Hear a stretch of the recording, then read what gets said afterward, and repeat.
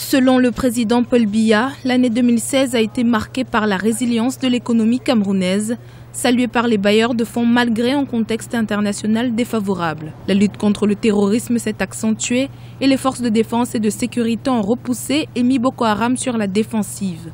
Au-delà de ces grands défis majeurs de l'année 2016, le Cameroun a poursuivi son chemin vers l'émergence par la réalisation de certains projets structurants et la création des nouveaux emplois. Plusieurs de nos grands projets de première génération sont pratiquement opérationnels ou sur le point d'entrer en service, tels que le port de Kribi, le barrage de Lompangar et les centrales de Mevelle et de Mekin. Jusqu'en octobre 2016, 320 000 nouveaux emplois ont été recensés. Par rapport à l'exercice précédent, ceci représente une augmentation de près de 20%. Au plan économique, quelques faits marquants ouvrent des perspectives prometteuses pour le Cameroun.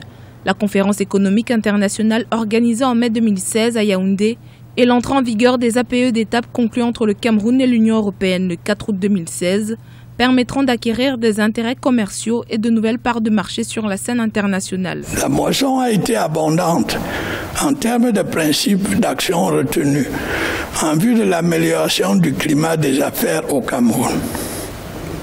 Dans un avenir proche, nous en verrons la traduction concrète dans nos institutions.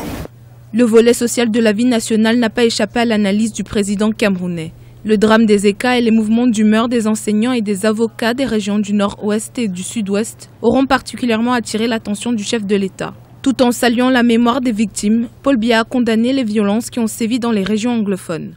Que l'on se comprenne bien, il n'est pas interdit d'exprimer des préoccupations dans la République. En revanche, rien de grand ne peut se construire dans la surenchère verbale, la violence de rue et le défi à l'autorité. 2017 sera à coup sûr une année de récolte des efforts consentis au cours de l'année précédente. Le Cameroun se trouvant à la jonction des deux grands ensembles économiques d'Afrique de l'Ouest et d'Afrique centrale, Paul Biya ambitionne plus que jamais mettre à profit cet avantage.